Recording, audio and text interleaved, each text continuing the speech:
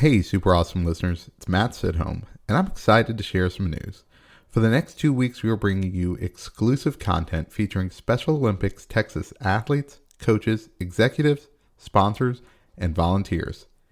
In addition to the special content and amazing stories, we will also be offering you, our listeners, the opportunity to get involved.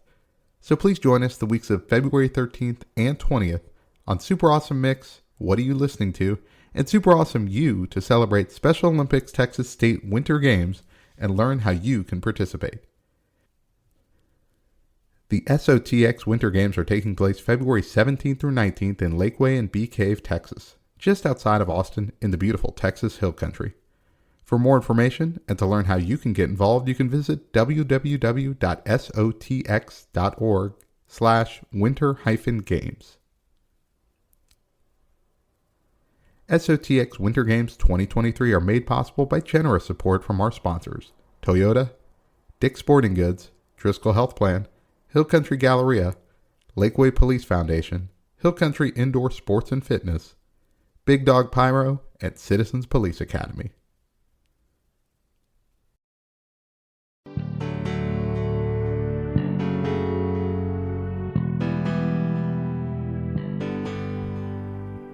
Welcome to the Super Awesome You.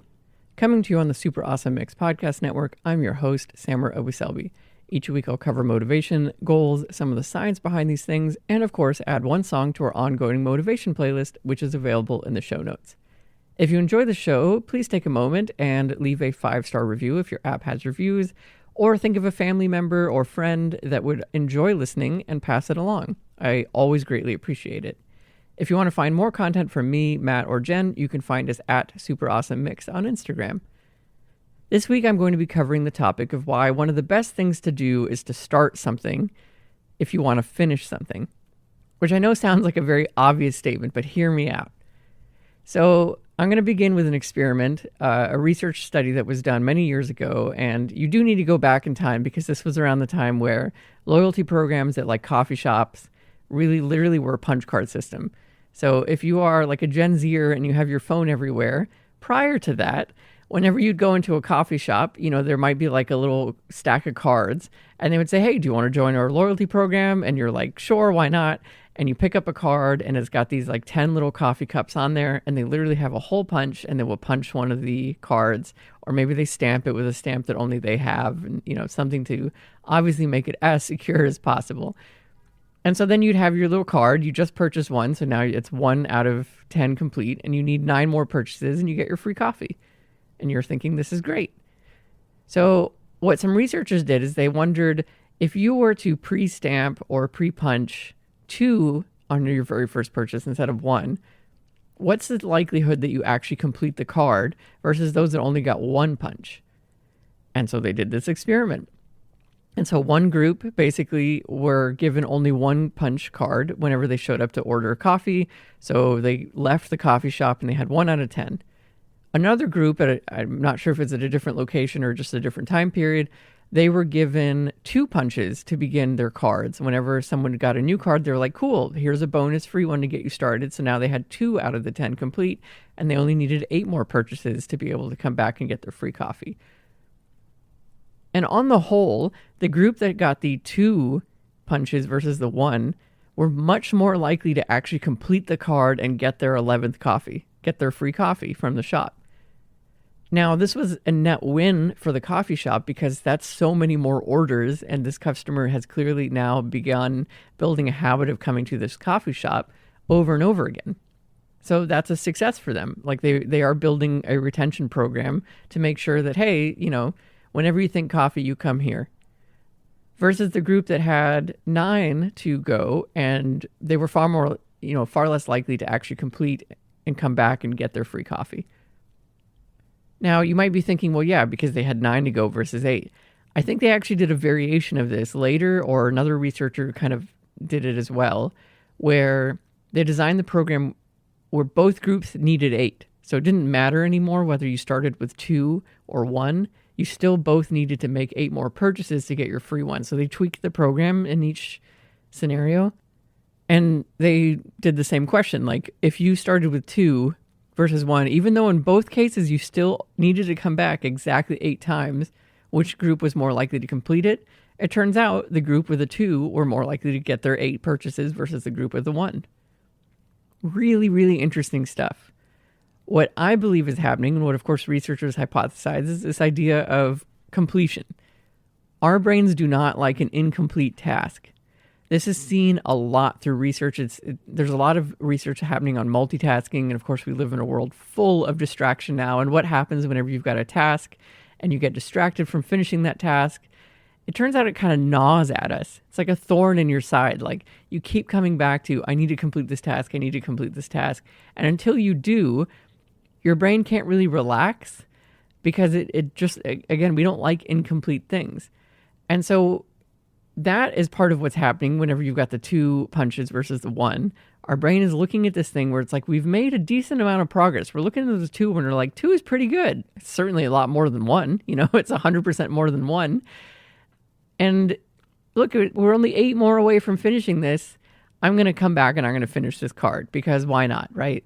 I want coffee. I need coffee. This place is great. And they gave me a bonus one and I'm going to complete it. You can use this principle for pretty much anything you want to do in your life, and it really will work.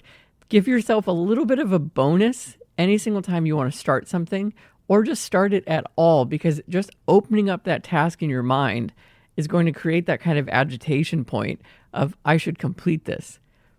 So I do this all the time, actually, with recording this podcast itself.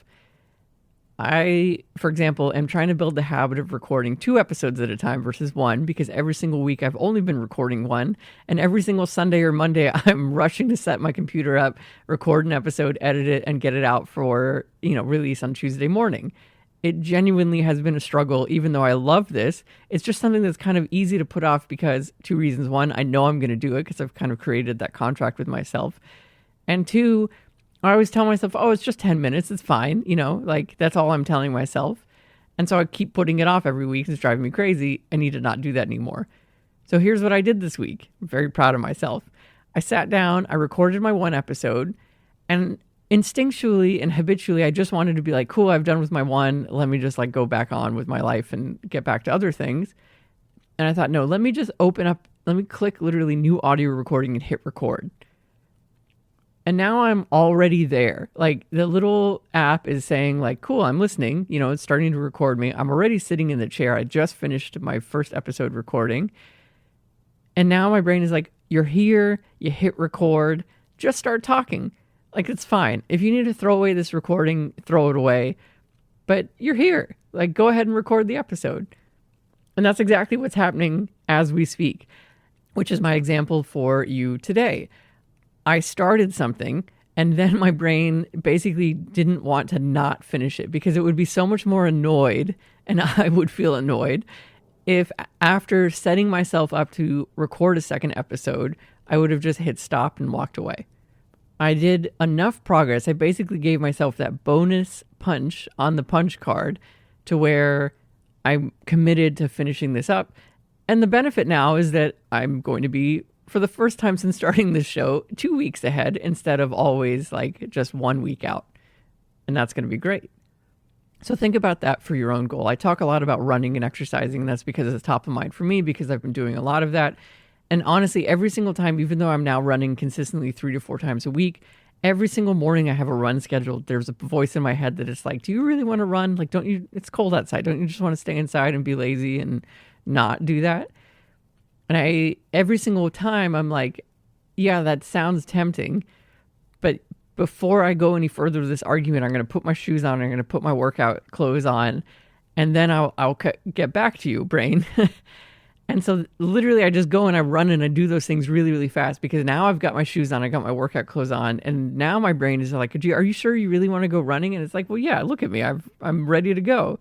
And I'm out the door and I go run, and I have yet to regret having gone running, which is great. Well, that's not true. There are some times where you're like, I shouldn't have done that. It was miserable outside. Always check the humidity before you go out because that is a trap. Okay, this week's song of the week is a song that I come back to again and again and again, and it's Free by Florence and the Machine. Ever since she released the song, I've had it on repeat I've listened to it at least once a week since it's come out, sometimes many, many times more. Music video is gorgeous. I absolutely love it.